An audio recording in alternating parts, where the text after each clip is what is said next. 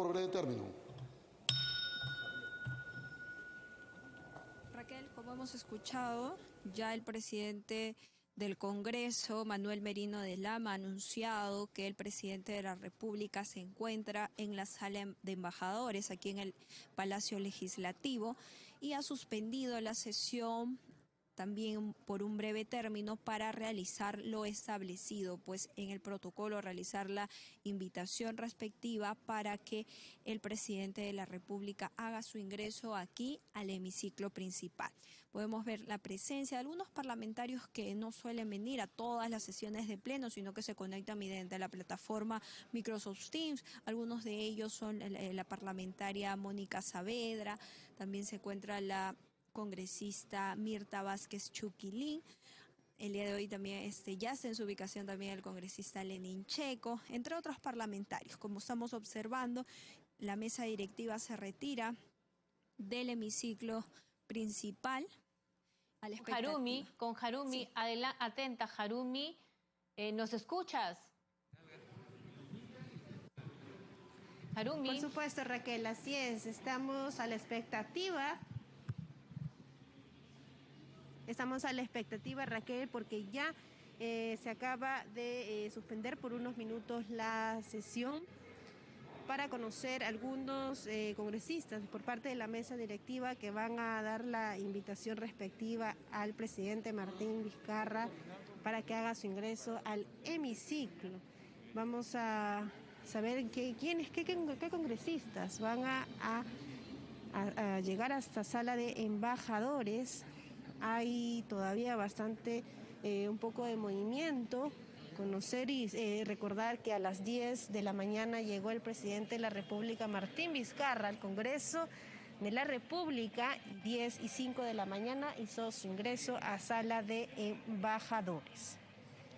Todavía está bastante tranquilo, no se acercan todavía algunos vicepresidentes del Congreso para que puedan dar la invitación respectiva protocolar, como se hace siempre en toda sesión plenaria, parte del protocolo. Recordar también que al ingreso del presidente Martín Vizcarra hacia Palacio Legislativo se dio pues con todas las medidas de seguridad y distanciamiento social. Al ingresar el mandatario pues se le tomó la temperatura como parte eso de las medidas protocolares pues para evitar cualquier tipo de contagios de COVID-19. Bien, entonces Raquel, estamos pues a la espera de que algunos vicepresidentes de parte de la mesa directiva se acerque a esta sala de embajadores para que pueda dar la invitación protocolar. Bien, vamos a acercarse. A esperar en todo caso, Raquel. Bien, bueno, hay que señalar que todos los miembros de la mesa directiva ya se retiraron del hemiciclo principal y en unos momentos vamos a ver la llegada de la salida del presidente de la República de la sala de embajadores. Recordemos que hace instantes él declaró a Congreso Televisión que más que confiado es optimista. Soy un hombre que por naturaleza su personalidad es de optimismo. Optimismo en el futuro, optimismo en el Perú, y estoy seguro que se va a ver reflejado hoy en el Congreso lo que dijo el presidente Martín Vizcarra antes de ingresar a la sala de embajadores. En la anterior oportunidad el primer y segundo vicepresidente se acercaban a la sala de embajadores. Hemos visto que todos los miembros de la mesa directiva se han retirado del hemiciclo principal. Todavía no ves, Harumi, en la sala de embajadores ningún movimiento, en la misma puerta de la sala de embajadores.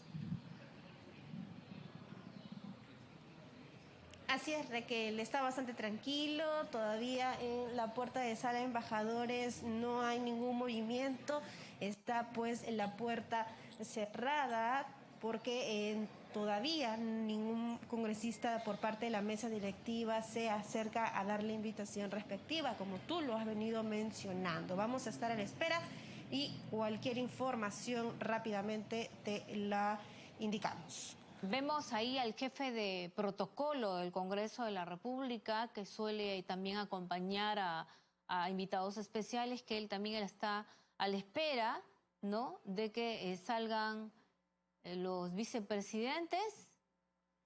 Vemos, todavía no salen. Están a la espera. Ahí está saliendo. Adelante, Harumi. Primer vicepresidente Luis Valdés Farías, quien va a dar es la invitación protocolar para que haga su ingreso el presidente Vizcarra hacia el hemiciclo para que se dé ya la sesión plenaria. Ahí vemos entonces Luis Valdés Farías, quien ya hizo su ingreso a sala. Bien, ahí entonces en imágenes vemos que ya ingresó. Ahí vemos también al presidente Martín Vizcarra, quien saluda al primer vicepresidente Luis Valdés Farías. Ahí está también el jefe de protocolo, quien hace su compañía. Ahí vemos entonces que ya está saliendo de sala de embajadores el presidente Martín Vizcarra. Pues Luis Farías para que, por supuesto, hacia el hemiciclo. Él a su ingreso, el presidente Martín Vizcarra ha mencionado que se siente, pues por supuesto, bastante optimista y tranquilo tras esta segundo pedido de vacancia presidencial, porque recordemos que el primer pedido fue el 19 de septiembre y hoy 9 de noviembre sería pues este segundo pedido de vacancia presidencial, el cual de declararse se necesitaría 87 votos a favor. Bien, entonces Raquel hace su ingreso el presidente Martín Vizcarra hacia el hemiciclo. Más detalles vamos con nuestra compañera Madeleine. Así es, Raquel. Harumi, el presidente Martín Vizcarra hace su saludo protocolar, ¿no?, a la mesa directiva. Él ingresó acompañado pues del primer vicepresidente Luis Valdés, con quien hizo su ingreso aquí al hemiciclo principal. Las fotos protocolares, y se ha habilitado una ubicación aquí al costado de la mesa directiva para que el presidente de la República, Martín Vizcarra, ejerza su derecho a la defensa. Recordar que tendrá un tiempo de 60 minutos. Seguidamente tomará la palabra los portavoces de los grupos parlamentarios y se enviará al voto. Escuchemos. La sesión.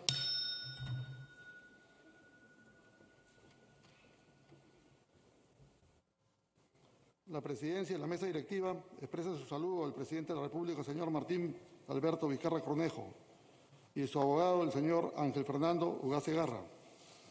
Se va a dar lectura al inciso 2 del artículo 113 de la Constitución Política del Perú y al artículo 89A del Reglamento del Congreso de la República. Señor relator de lectura. Constitución Política del Perú, artículo 113. La Presidencia de la República vaca por. Inciso 2. Su permanente incapacidad moral o física, declarada por el Congreso. Reglamento del Congreso de la República, artículo 89A. Procedimiento para el pedido de vacancia de la Presidencia de la República por la causal prevista en el inciso 2 del artículo 113 de la Constitución.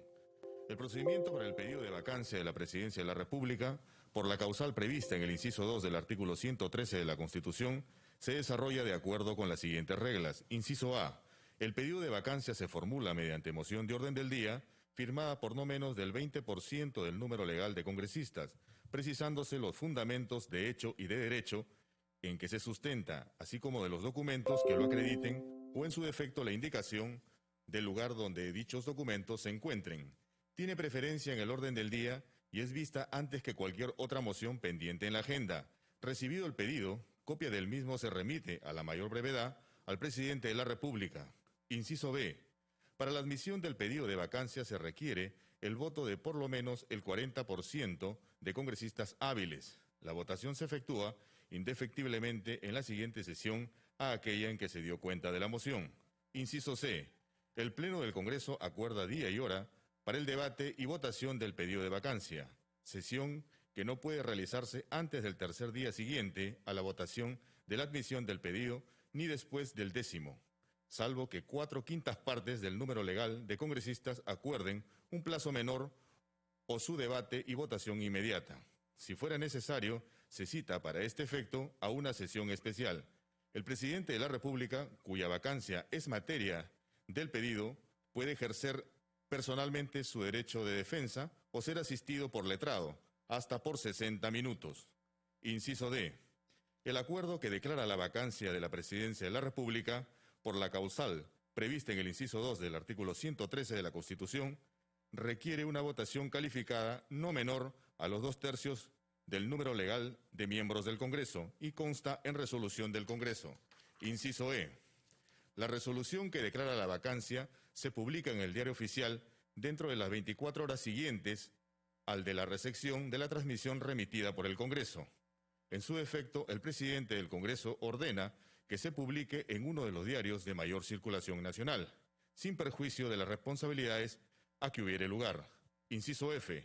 La resolución que declara la vacancia rige desde que se comunica al vacado, al presidente del Consejo de Ministros, o se efectúa su publicación, lo que ocurra primero.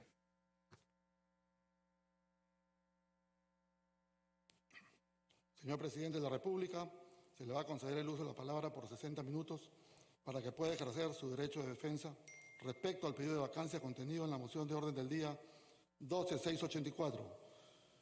Se le pide a la sala el absoluto respeto. Tiene la palabra el señor Martín Alberto Vizcarra Cornejo, presidente de la República, para lo cual se le invita a utilizar el lugar que ha sido instalado en dicho fin. Tiene la palabra, presidente.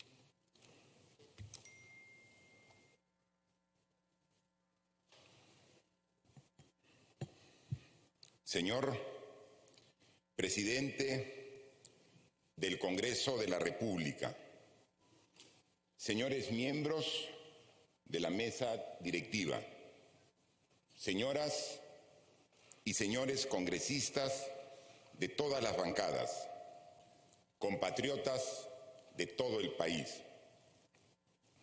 En esta oportunidad, a diferencia de la primera moción de pedido de vacancia, voy a ejercer personalmente mi derecho de defensa. Hoy, 9 de noviembre del 2020, asisto una vez más al Congreso de la República para responder a otra moción de vacancia, exactamente 52 días después de la primera moción. Conmueve saber que existe un grupo de congresistas permanentemente preocupados por este servidor y por su pasada gestión como presidente regional.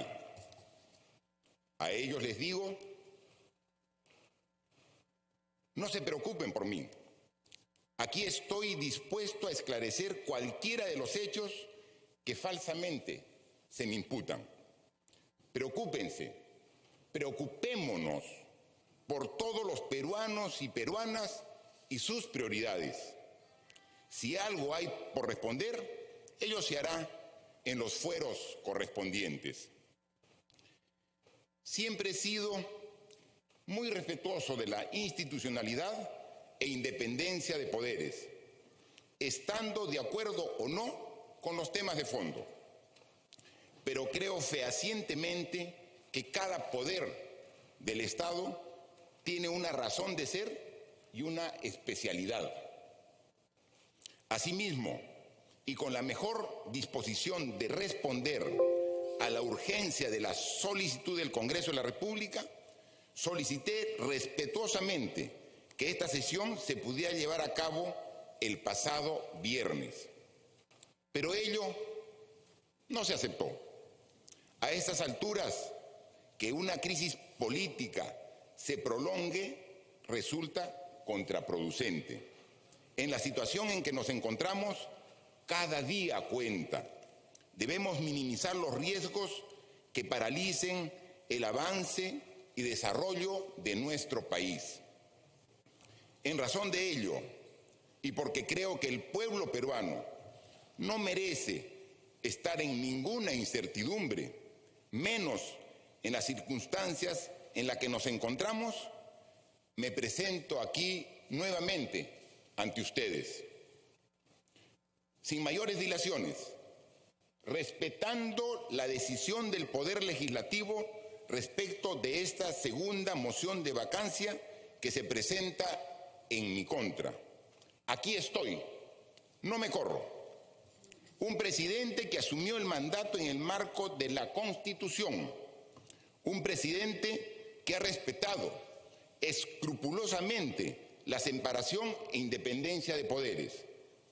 Un presidente cuyas decisiones han estado apegadas a las reglas y el derecho. Un presidente que siempre ha defendido los valores de la democracia.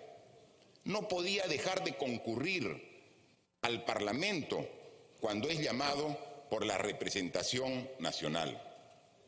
Por ello vengo aquí, a este hemiciclo, con el mismo temple con que asumí el primer día la responsabilidad de conducir los destinos del país, a seguir dando la cara y a afrontar lo que tenga que afrontar en las circunstancias difíciles y adversas como las que afronta hoy nuestra patria, poniendo de testigos a los millones de peruanos y peruanas de la decisión que tomará este Congreso, pensando sobre todo en ellos y en el bienestar del país. Estoy frente a ustedes por respeto a la Constitución, la institucionalidad y al pueblo peruano. Lo primero que quiero decirles es que este gobierno ha trabajado intensamente, ha desplegado sus mejores esfuerzos, sobre todo en estos casi 8 meses en que los peruanos venimos enfrentando la peor crisis sanitaria de nuestra historia. Una crisis que nos ha costado vidas, empleos y que ha profundizado brechas sociales que por muchos años ha limitado el progreso y desarrollo de miles de peruanos. Con responsabilidad y firmeza, este gobierno tomó medidas drásticas para enfrentar la pandemia. Fortalecimos el sistema de salud y desplegamos acciones de contención que, sumadas al esfuerzo de millones de peruanos, hoy permiten que las cifras de contagio, hospitalizados y fallecidos registren niveles similares a los que existían en marzo, cuando el virus recién llegaba al país. La pandemia también afectó la economía. Como saben, la adopción de medidas necesarias de contención, el aislamiento, el cierre de fronteras y la restricción de actividades económicas contrajo las cifras del PBI e inversión pública, registrando valores negativos de hasta 2 dígitos cuando la pandemia estaba en pleno auge. Hoy, la recuperación económica del país ya muestra resultados. Las actividades se están reactivando de forma responsable bajo el soporte de un plan económico sin precedentes. Gracias a ello, en agosto, el PBI registró la menor contracción desde el inicio de la pandemia. En octubre, el mes pasado, la inversión pública, después de 7 meses, no solo registró cifras positivas, sino que alcanzó un récord de ejecución positiva de 6.6%, superando incluso las cifras de ejecución registradas en el mismo mes durante toda la última década. Estos son tiempos duros para todos los peruanos, pero sobre todo para los más vulnerables, aquellos que perdieron sus empleos, cerraron sus negocios y que hoy, pese a lo difícil de la situación, siguen luchando para salir adelante. Para aliviar su situación económica, estamos entregando el segundo bono familiar universal, llegando a 8.400.000 hogares, con una inversión de 6.400 millones de soles. Paralelamente, estamos generando empleo e impulsando medidas para la recuperación de puestos de trabajo a través del programa Arranca Perú. Ya vamos generando más de 500.000 de puestos de trabajo con la ejecución de proyectos de inversión pública orientados a cerrar brechas de infraestructura en el interior del país, allí donde los peruanos más lo necesitan. La continuidad del servicio educativo también es nuestra prioridad. En esa línea, continuamos avanzando en la distribución de más de 1 millón de tablets con contenidos de Aprendo en Casa para estudiantes y docentes de los lugares más alejados del país, cerrando de esta manera la brecha digital y permitiendo que los niños, tanto de las zonas urbanas como rurales, tengan las mismas oportunidades de acceso a una educación de calidad. Estamos avanzando, tal vez no tan rápido como quisiéramos, pero ello no justifica poner fin a estos esfuerzos. No es justo para los peruanos y peruanas, pues gracias a ello hemos logrado salir adelante. Estamos en un momento crucial. No hemos logrado aún derrotar la pandemia, pero sí hemos avanzado mucho en la contención. Estamos recuperando empleos y mejorando las cifras de inversión pública, pero aún nos falta un camino por recorrer para retomar la senda del crecimiento. Aún queda mucho por hacer y necesidades urgentes que atender. Desde el mes de mayo, la economía peruana ha estado recuperándose sólidamente. A 5 meses de las elecciones presidenciales ya convocadas, una situación de vacancia presidencial pone en riesgo la continuidad de esta recuperación y genera incertidumbre sobre el futuro de nuestra economía. Además de ello, debemos ser conscientes de que una vacancia presidencial incrementaría los temores sobre la viabilidad y la institucionalidad del Perú, y esto traería graves costos económicos.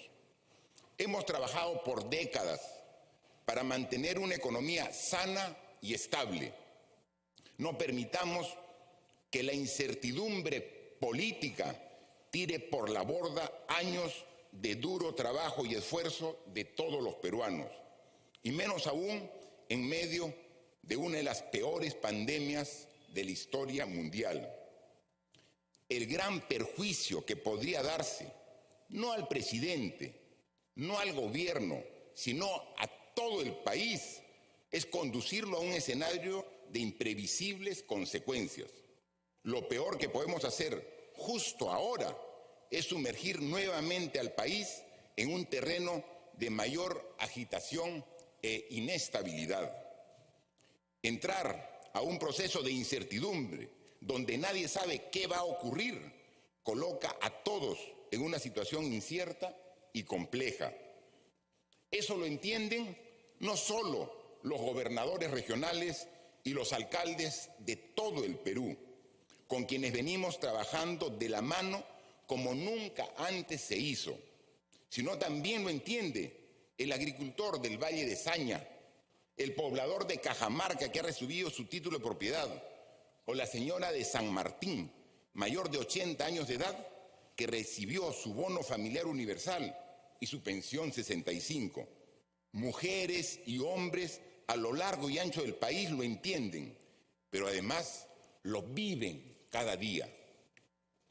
Asimismo, a fines de este mes, debemos tener aprobado el presupuesto general de la República para el 2021, que debe dar proyección y certeza a las instituciones, pero sobre todo a la ciudadanía. Sin embargo, en vez de concentrarnos en estos grandes temas, estamos aquí discutiendo por segunda vez la vacancia al presidente de la República. Pero hay un escenario adicional a todo ello: la afectación que esta vacancia genera para la estabilidad democrática.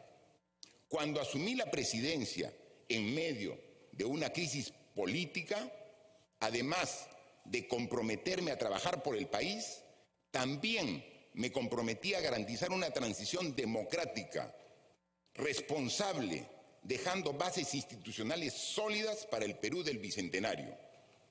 Sin embargo, el logro de este objetivo no solo depende del presidente, del Poder Ejecutivo o de la ciudadanía, que en reiteradas oportunidades han manifestado su apoyo al fortalecimiento democrático. También depende de la voluntad política y el compromiso de sus representantes aquí presentes. Estamos a 5 meses de las elecciones. ¿Qué señal le estamos dando al país? Los peruanos necesitamos estabilidad y predictibilidad para emprender proyectos y llevar bienestar a nuestros hogares. Una crisis política más no contribuye al logro de estos objetivos. Hago un llamado a los congresistas verdaderamente demócratas, a aquellos que ponen al país por encima de intereses personales o políticos. Seamos responsables y garanticemos a los peruanos la transición ordenada y estable que se merecen, con elecciones limpias y transparentes y con nuevas autoridades desde julio del próximo año. Sobre mi defensa, es importante dejar aquí claro, como ya lo hicimos en la presentación anterior a este hemiciclo, que esta no es una defensa acerca de hechos supuestamente delictivos que se le imputan a este ciudadano. Esta es una defensa de la institucionalidad de la Presidencia de la República, de la configuración constitucional de la Presidencia de la República y de cómo, a partir de esa configuración constitucional, un proceso de vacancia por la causal que indican de incapacidad moral permanente no corresponde. Por tanto, cabría hacerse la pregunta sobre si es válido o no tramitar un procedimiento de vacancia sobre la base de los hechos que no han sido probados o que no se tengan certeza que hayan ocurrido. Soy un demócrata y este es un parlamento democrático. Y a pesar de que he sido claro al decir que estas denuncias parten de posiciones netamente políticas, toda decisión debe ir de la mano de las normas y la Constitución. No pueden hacerse al margen de ella. En la Constitución no existe ningún supuesto, ni en el reglamento del Congreso, en el que se tomen decisiones definitivas en base a supuestos delitos que están siendo investigados.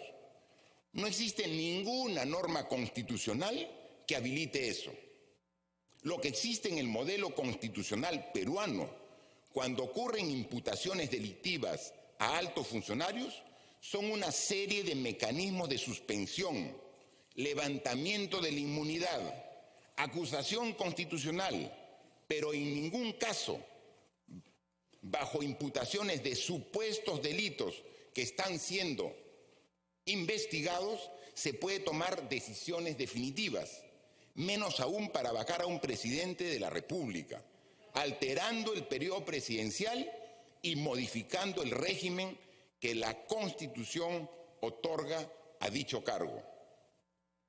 En nuestro país, según el diseño constitucional, los presidentes permanecen en funciones 5 años, por lo que una vacancia es una medida excepcional que solo debe promoverse en circunstancias extremas, no cada mes y medio.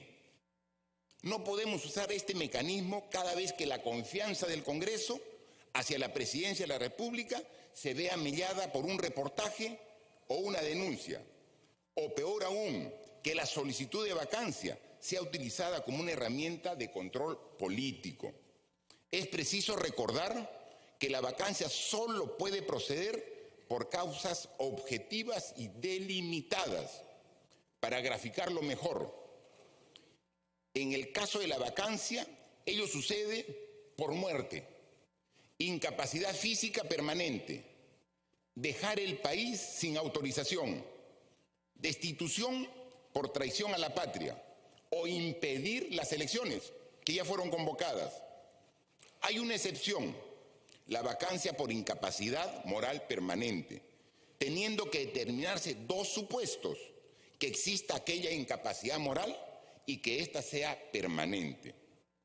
Desde hace 200 años, la solicitud de vacancia ha sido un mecanismo utilizado solo en 3 ocasiones antes de este periodo de gobierno. En 200 años. Sin embargo, en los últimos 4 años se ha buscado emplear este mecanismo 4 veces. 2 de ellas por el actual Congreso en menos de 2 meses. Discrepo del procedimiento de vacancia que ha iniciado este Congreso. La figura de la incapacidad moral permanente es un mecanismo establecido por la Constitución, sí, pero solo para situaciones excepcionales. No podemos forzar la interpretación de las normas. Diversos juristas y especialistas, incluso miembros de este Congreso, han coincidido en que la figura de la incapacidad moral permanente es ambigua. Precisamente por ello hemos recurrido al máximo intérprete de la Constitución, el Tribunal Constitucional, para que determine cómo se debe aplicar esta causal de vacancia y que se pronuncie, no pensando en este gobierno. Finalmente nosotros ya estamos de salida, sino pensando en los gobiernos que vienen. Otro presidente con una bancada oficialista minoritaria o con una bancada mayoritaria opositora podría tener también que lidiar con una pretendida interpretación extendida de esta causal de vacancia. Es justamente la Constitución la que define las reglas del juego, y así como se asigna competencia a los poderes del Estado, también la Constitución establece sus límites y márgenes de acción. Sin embargo, tengo entendido que el Congreso, faltando ya solo 2 días para que venza el plazo que le brindó el tribunal, aún no presentan su posición, aún no la tienen definida, y pese a no tenerla definida, ¿se siguen aprobando mociones de vacancia? Recordemos que, dada la relevancia del tema para el país, en el caso de la disolución constitucional del Congreso, el Ejecutivo contestó la demanda en la mitad del plazo. Hubiésemos esperado lo mismo del Congreso de la República. La vacancia no debe ser usada como una espada de Damocles o como arma política cada vez que salga una denuncia sin corroborar contra un presidente de la República. La gobernabilidad no puede estar bajo amenaza permanente. El Perú, para afianzar su futuro, requiere estabilidad, orden y unidad, pero sobre todo requiere que sus fuerzas políticas actúen con sabiduría, prudencia y sentido de responsabilidad. Apelamos a ello.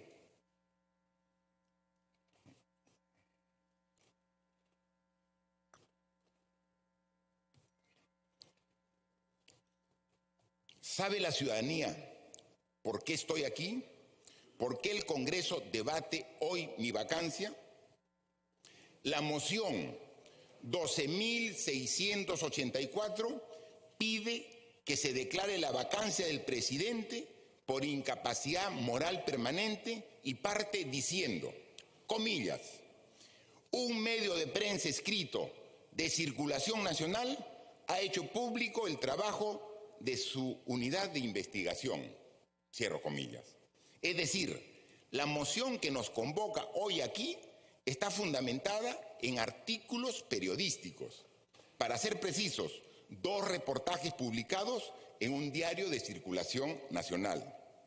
No menciona a ninguna investigación fiscal ni a un proceso judicial, sino a 2 reportajes. En ambos reportajes se hacen públicas declaraciones de aspirantes, repito, aspirantes a colaboradores eficaces que indican que habría recibido pagos indebidos a cambio del otorgamiento de la Buena Pro para 2 obras realizadas durante mi gestión como presidente regional de Moquegua. 2 obras cuya licitación no estuvo a cargo del gobierno regional, sino de un organismo internacional. Asimismo, el día de ayer anunciaron la difusión de videos bomba y ante su inexistencia terminaron presentando reportajes sobre unas presuntas comunicaciones irrelevantes con un aspirante a colaborador eficaz, descontextualizando conversaciones referidas a otros fines. ¿Seguimos buscándole 5 pies al gato? Tratando de darle un halo de ilegalidad a supuestos hechos basados en información incompleta de investigaciones supuestamente reservadas. Pero hablemos un poco más de los casos, que entiendo que es el interés del Congreso y el motivo por el cual he sido invitado el día de hoy. Lomas de Hilo. Las Lomas de Hilo es parte del proyecto especial Pasto Grande, una obra emblemática, sumamente importante para la región Moquegua, equivalente, guardando la diferencia de proporción, a los proyectos de Majes en Arequipa o de Chavimochic en La Libertad. Mi cargo de presidente regional fue de 4 años y esta obra fue una de mis prioridades. La Oficina de las Naciones Unidas de Servicios para Proyectos, UNOPS, por decisión del Consejo Regional de Moquegua, llevó a cabo la licitación de la obra. Esto en aras de la transparencia del proceso. Como presidente regional de Moquegua, no tuve injerencia alguna en esta operación. La empresa Obrainsa, como parte de un consorcio, ganó la licitación del proyecto. UNOPS ha explicado públicamente que ha cumplido el acuerdo bajo estricto apego a los principios de transparencia, mejor valor por el dinero, integridad, imparcialidad y competencia efectiva. Asimismo, ha señalado que todas las licitaciones las revisan diversas instancias. El gobierno regional no da la Buena Pro. Es UNOPS quien la da. Es UNOPS quien hace la evaluación y es una evaluación con un comité de expertos revisada por un comité especializado de UNOPS en Panamá y luego en Dinamarca. ¿En qué momento podría yo beneficiar a una empresa que pasa por un proceso enmarcado en las reglas de un organismo internacional? En el caso del Hospital Regional de Moquegua, se dice que se habría favorecido la contratación y el pago adelantado al consorcio integrado por ICSA. Este caso ya fue investigado y archivado hasta 2 oportunidades por la Fiscalía. Debe tomarse en cuenta que ambas empresas, ICSA y ATA, la constructora y supervisora de la obra, fueron contratadas también por UNOPS, siguiendo el mismo marco del proceso de adjudicación descrito ya previamente. En ambos casos se dice que existen candidatos a colaboradores eficaces. No sé si todos tenemos claro algunos conceptos, pero ya que son muchos los peruanos que están siguiendo esta presentación, quisiera remitirme al Código Procesal Penal y preguntar, ¿qué es una colaboración eficaz? Es la entrega de información de parte de una persona. ¿Pero de quién? ¿De qué persona? De quien reconoce que ha cometido un delito grave Y entonces, ¿qué recibe a cambio ese colaborador? Recibe a cambio un beneficio en su pena, la exención, la remisión, la reducción o la suspensión de la ejecución. Es decir, un colaborador eficaz es alguien que ha delinquido y acepta su delito y quiere reducir su pena acusando a otra persona. El fiscal y el aspirante a colaborador firman un acuerdo de beneficios y colaboración, pero es recién después donde un juez que se evalúa y decide posteriormente si se justifica la suscripción de este acuerdo, lo que no ha ocurrido en este caso. Entonces me pregunto, ¿frente a qué estamos? ¿Frente a un dicho? ¿Frente a un acuerdo o acuerdos de colaboración que aún no han sido validados por un juez? Señores congresistas, a mí se me ha citado a la Fiscalía en etapas preliminares de una investigación. No existe una prueba fehaciente, ni una prueba de flagrancia de un delito, y no lo habrá, porque no he cobrado soborno alguno. Se tomaron las mejores decisiones técnicas que se pudieron, pero ninguna ha sido con el objetivo de llenar los bolsillos de nadie, menos los míos. En primer lugar, debo decir que son hechos falsos. En segundo lugar, no corroborados. Son hechos que están recién empezando un proceso de investigación. Son hipótesis.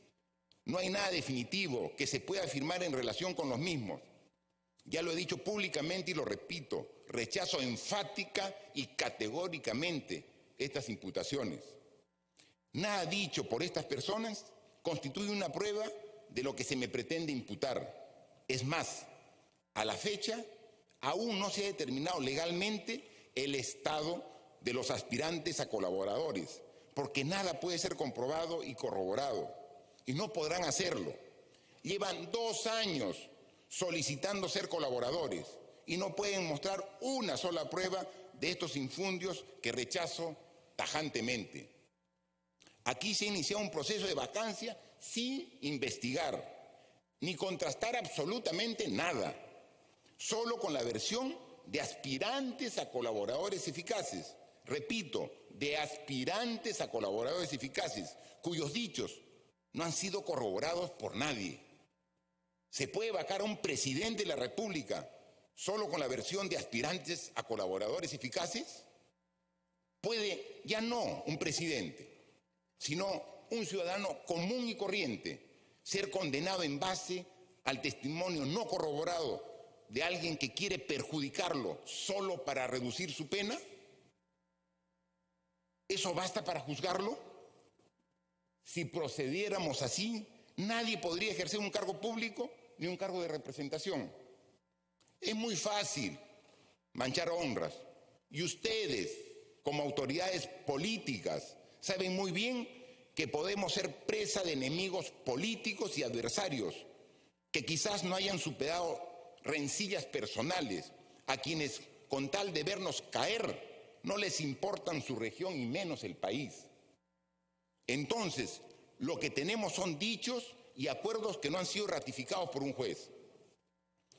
¿Por qué nos quitamos este valioso tiempo y no hacemos el esfuerzo de trabajar de manera conjunta, enfocados en los temas más urgentes, como la pandemia y salir de la crisis económica? No hay ninguna certeza y todo aún debe investigarse, pero sobre todo comprobarse. Se trata de hechos que se encuentran en una fase embrionaria de investigación y por lo tanto no pueden desencadenar decisiones institucionales tales como la vacancia de un presidente. Yo por mi parte lo reafirmo, estoy dispuesto a seguir las investigaciones necesarias y que sean realizadas en el momento oportuno que dispongan las autoridades competentes. He escuchado algunos comentarios sobre la carta que envié haciendo la consulta sobre la definición de competencias de los fiscales, diciendo que lo que busca el presidente de la República es dilatar plazos. Señores, tengo el derecho como cualquier peruano a no ser investigado ni juzgado 2 veces por los mismos hechos por 2 fiscalías y a poder ejercer mi derecho a defensa. ¿Cómo lo voy a hacer a cabalidad si existen 2 fiscalías que se disputan la investigación? Yo no soy más ni menos ciudadano que nadie. Entonces, ¿por qué gastar recursos del Estado en 2 investigaciones por los mismos hechos? Además, he escuchado a algunos juristas decir que si 2 fiscalías me investigan de manera simultánea y por el mismo hecho, se podría terminar viciando el proceso. ¿Alguien quiere que se vicie el proceso? Yo no. Yo quiero demostrar la falsedad de las acusaciones en una investigación objetiva, imparcial y sin presiones de ningún tipo. No solo me someteré, sino que demostraré de manera fehaciente mi inocencia. Desde el primer día me he puesto a disposición de manera verbal y por escrito para colaborar con las investigaciones del Ministerio Público. No busco dilatar nada, al contrario, soy el principal interesado en que se aclaren las imputaciones que se me hacen. Siempre, repito, siempre he buscado lo mejor, entonces para mi región Moquegua y ahora para todo el Perú. Estoy listo para brindar mis declaraciones y mi abogado, el doctor Fernando Ugaz, quien me acompaña, será quien asumirá mi defensa. Señoras y señores congresistas, sobre los fundamentos de su solicitud de vacancia contenidos en la moción 12.684, debo decir que atentan contra mi derecho a un debido proceso. El reglamento del Congreso de la República exige que para tramitar un procedimiento de vacancia se establezcan los fundamentos de hecho y de derecho que sustenten esta causal de vacancia. Es una condición indispensable para poder ejercer mi defensa. Yo tengo que saber qué cosa se me imputa y respecto de qué norma estoy transgrediendo, qué directiva, qué principio estoy transgrediendo para poder defenderme. Sin embargo, en la moción no se hace ninguna referencia a los elementos, se hace referencia a los hechos, pero no se hace ninguna referencia a en qué consistiría la causal de vacancia por incapacidad moral permanente. No hay una sola palabra que establezca y que interprete los alcances de la causal de incapacidad moral permanente y cómo ésta se configuraría en este caso. Es de suma importancia de cara a las nuevas imputaciones de aspirantes a colaboradores eficaces, poner en contexto qué empresas son las que, según estos dichos y denuncias, sin sustento ni prueba alguna, yo he favorecido. Pero más importante aún es demostrar con cifras lo contrario a lo que quieren falsamente imputarme. Durante los 2 gobiernos anteriores al actual, los procesos de licitación del Ministerio de Transportes y Comunicaciones referidos a obras públicas ejecutadas por Provías Nacional, principal ejecutor de obras públicas del país, se adjudicaban extrañamente al 108% del valor referencial. Es decir, si una obra se consideraba que valía 100 para el Estado, finalmente la empresa ganaba por 108. Pero esto multiplicado por muchos ceros significaban millones de ganancias adicionales para las empresas del dinero del Estado, el 108%.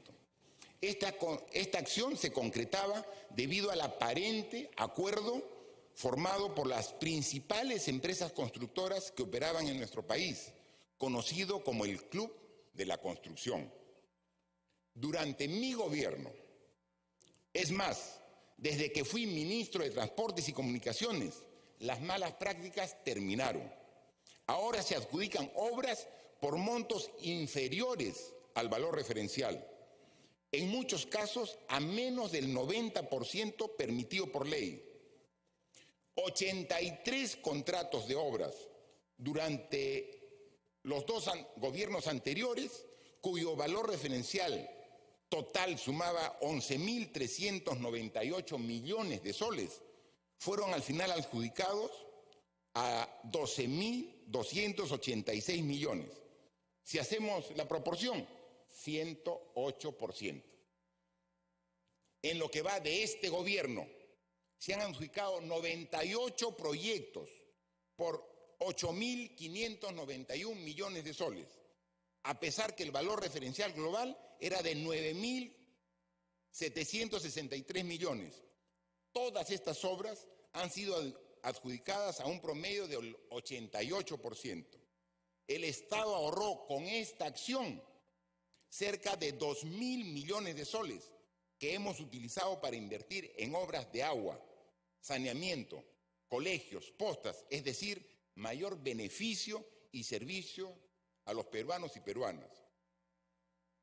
Los dos gobiernos anteriores, el promedio de adjudicación de las obras, 108%.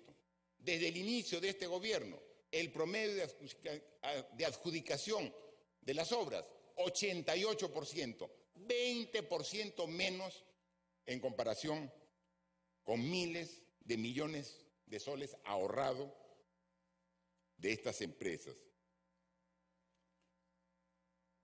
Ya las obras no se reparten, ya no hay más acuerdos, las empresas compiten de manera transparente. Han pasado más de 4 años desde que se denunció la existencia de ese famoso Club de la Construcción y más de 2 años desde que se inició la investigación fiscal. Desde mis días como ministro de Transportes y Comunicaciones dispuse que se realicen todos los esfuerzos para que los recursos públicos sean debidamente resguardados.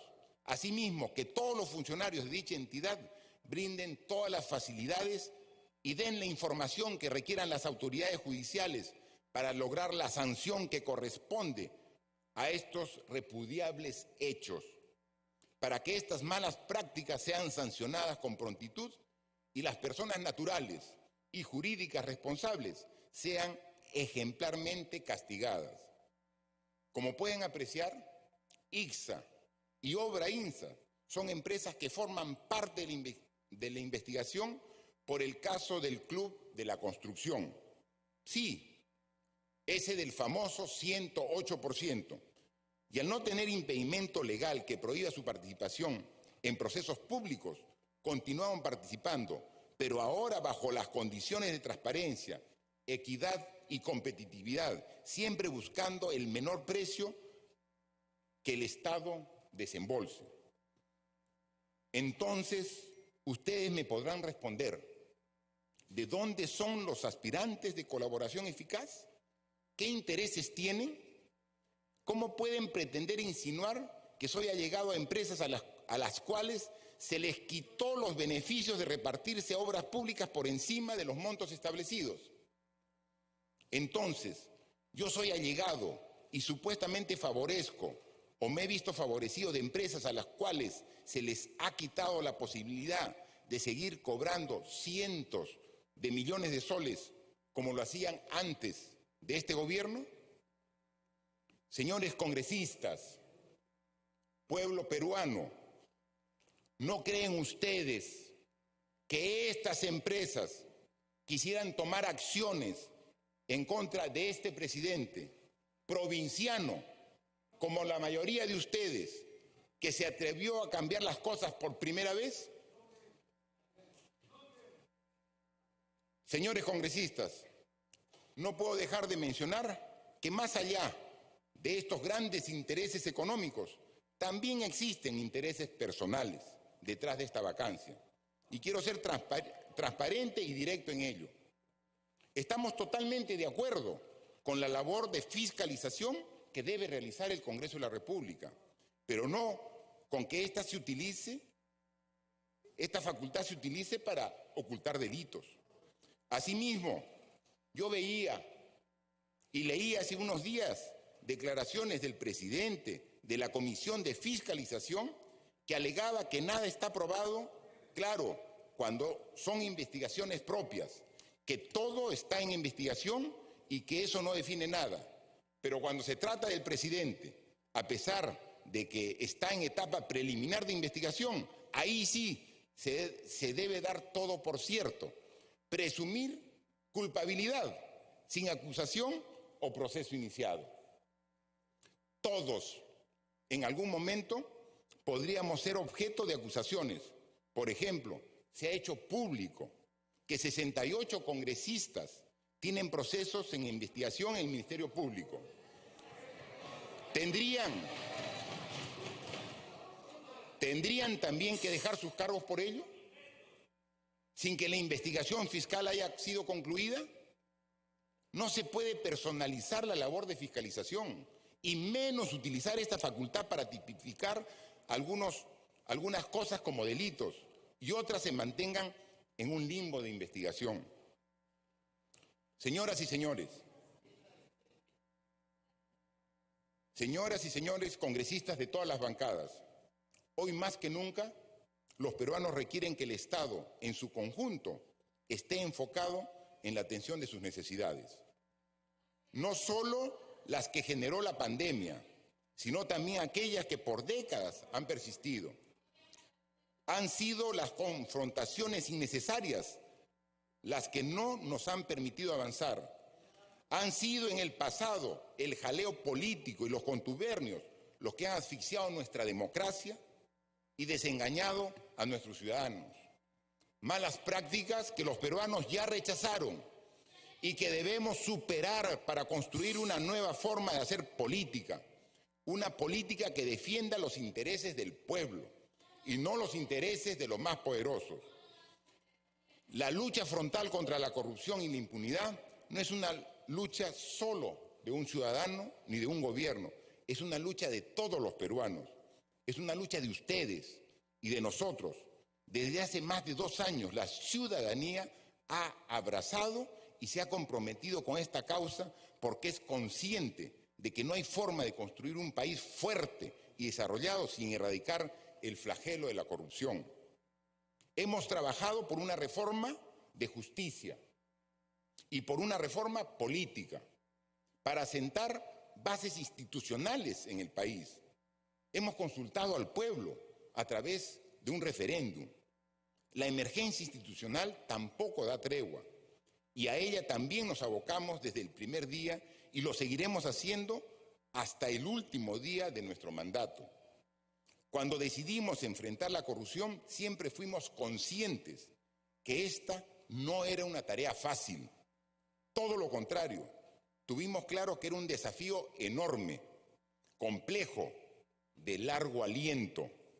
La corrupción se resiste, la corrupción se camufla, la corrupción ataca. Quienes se sienten afectados por la acción de la justicia o por el repudio del pueblo hacen lo imposible para hostilizar, para acusar, para mentir y para pretender manchar honras. Pero el pueblo peruano es sabio y sabe poner las cosas en su exacta dimensión. Los ciudadanos se han manifestado en reiteradas oportunidades en contra de la corrupción y ha trazado el camino que debe seguir nuestra patria de cara al bicentenario y al futuro.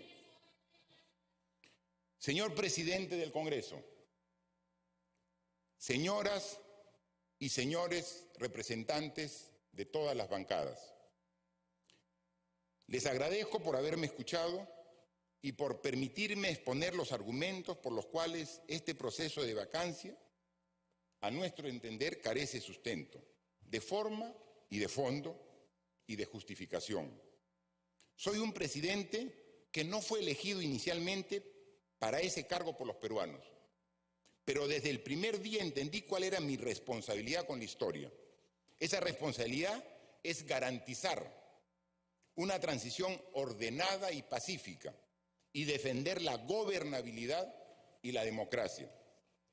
Con esa convicción he venido ante el llamado de ustedes, he venido ante el llamado del Congreso, de un Congreso que fue elegido para abrir una nueva etapa para el país, para dejar atrás los vicios y las malas prácticas que por mucho tiempo han deteriorado la política y para construir a través de las grandes reformas un sistema político más representativo, transparente, eficaz y cercano al pueblo.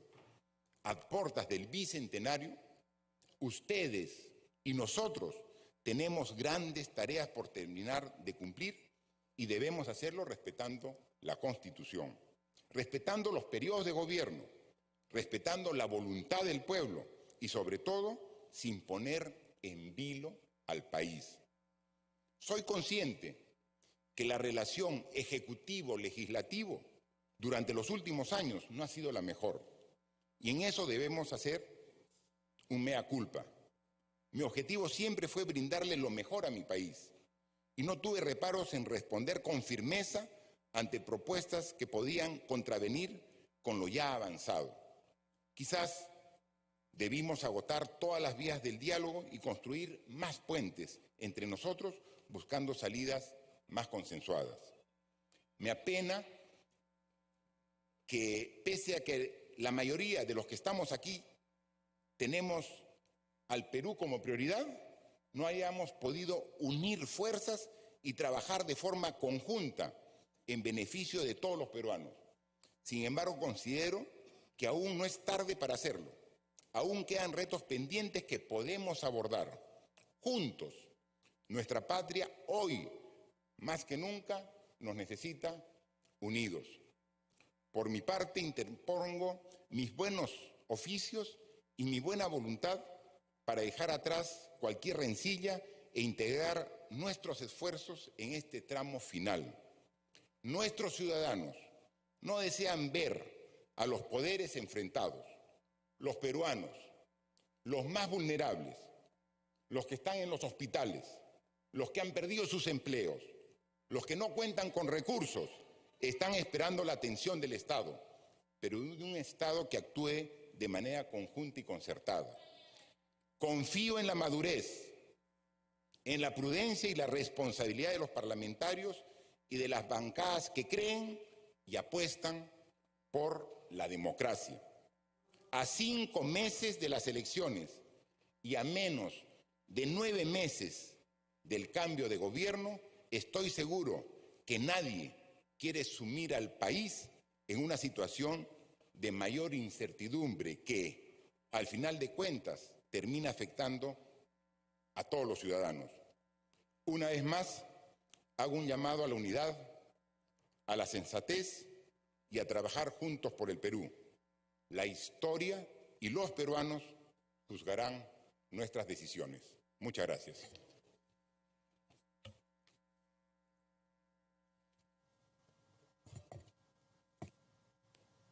La Presidencia y la Mesa Directiva agradecen la participación del señor Presidente de la República y se invita al abogado que ha venido en su compañía, el señor Ángel Fernando Ugase Garra, para que pueda ejercer el derecho de la defensa respecto al pedido de vacancia. Señor Presidente, como lo manifesté al inicio de mi presentación, el derecho de defensa lo he ejercido yo en esta oportunidad como está establecido en las normas del Congreso de la República. Muchas gracias. El uso de la palabra al señor Presidente de la República y al abogado en su defensa, siendo de conocimiento del Parlamento, el Presidente ha dicho que él solo ejercía la defensa. La Presidencia y la Mesa Directiva agradecen la presencia y la exposición del Presidente de la República, señor Martín Vizcarra Cornejo, y lo invitan a abandonar la sala de sesiones cuando lo crea conveniente. Se suspende la sesión por breve término. De esta manera, Raquel, amigos televidentes, concluye esta presentación del presidente Martín Vizcarra ante la representación nacional. Este derecho a la defensa lo ha ejercido él, como lo ha dicho, inició a las 10:37 de la mañana y concluye luego de 45 minutos que ha tomado la palabra. Él ha hecho mención que está dispuesto a seguir las investigaciones necesarias y en el tiempo que se establezca. Él también mencionó en parte de su discurso que no busca dilatar el tiempo y que está dispuesto a colaborar. Selló su participación haciendo un llamado a la unidad. Y también mencionó que tienen grandes tareas que concluir. Escuchemos.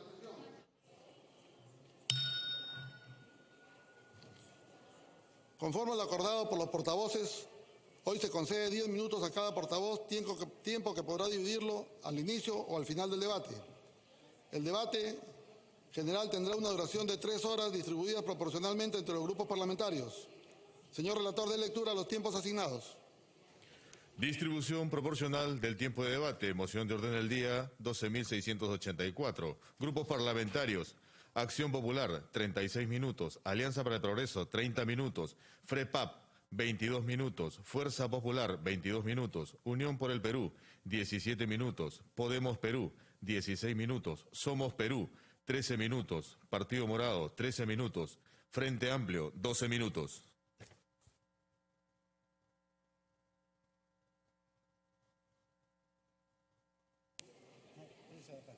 Para tal efecto, se solicita a los portavoces alcanzar a la mesa la relación de oradores en el orden y por el tiempo que darán el uso de la palabra.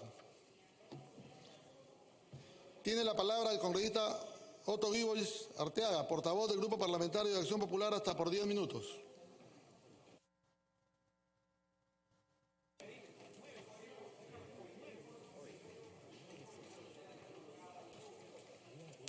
Tiene la palabra la congresista. Señor presidente, muchísimas gracias. Mil disculpas, congresista Gibovic. Como una sugerencia para la mesa, señor presidente, teniendo en cuenta de que el señor Vizcarra ya se retiró y el abogado que trajeron solamente para que le cargue la maleta, supongo yo, también ya se fue porque no lo dejaron ni hablar, sería bueno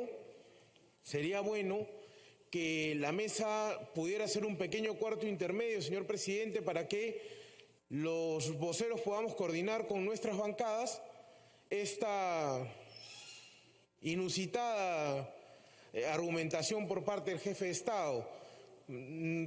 Yo creo que todos los voceros necesitamos articular con nuestras bancadas antes de poder participar en el debate. Lo dejo a consideración de la mesa, señor presidente. Gracias.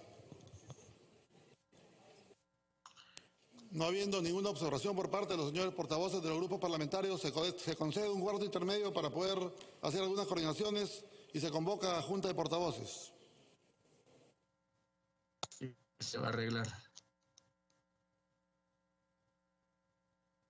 No, inaudito, pues debe seguir el debate.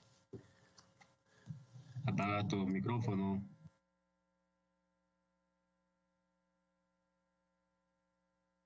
Los voceros, también los parlamentarios que tomarán la palabra de acuerdo a los tiempos establecidos, los cuales han sido mencionados ya por el relator a pedido, ¿no?, del presidente del Congreso, Manuel Merino de Lama. La mesa directiva pasa a retirarse del hemiciclo principal. Recordar que también el presidente Merino de Lama ha mencionado que se ha convocado junta de portavoces, luego no de tener la presencia del presidente de la República, Martín Vizcarra Cornejo, aquí en el hemiciclo principal. Él hace breves momentos también se ha retirado. Se ve también que los parlamentarios en estos momentos pasan a retirarse del hemiciclo, a realizar algunas coordinaciones con sus voceros para saber quiénes también van a ser los parlamentarios que van a tomar la palabra por cada partido político el día de hoy, y pues fijar su posición respecto a esta defensa que ha ejercido el presidente de la República, Martín Vizcarra. Mencionar también que ha sido aproximadamente 45 minutos que el presidente de la República ha tomado la palabra. Él desde un inicio no manifestó que él iba a ejercer su derecho a la defensa. Estuvo aquí su abogado, Fernando Ugaz, quien no tuvo la palabra, no fijó defensa, pero sí lo acompañó aquí al hemiciclo principal al presidente de la República. Hacer un breve resumen, ¿no? Sellaba su discurso manifestando que espera dejar atrás cualquier rencilla y continuar trabajando en este tramo final. Es lo que él dijo e hizo un llamado a la unidad. Como ya sabemos, el proceso de esta moción de vacancia continúa el día de hoy. Ya se tuvo los 60 minutos establecidos, tal cual en los procedimientos parlamentarios, 60 minutos, el cual el presidente Vizcarra solamente usó 45 minutos aproximadamente, discurso que inició a las 10:37 de la mañana. Sí, te escucho, Raquel. Ya, entonces, cuarto intermedio, breve receso, se está convocando a Junta de Portavoces tras la defensa que ejerció el jefe de Estado Martín Vizcarra durante 45 minutos. Su abogado no intervino, procedió a retirarse, lo dijo el presidente.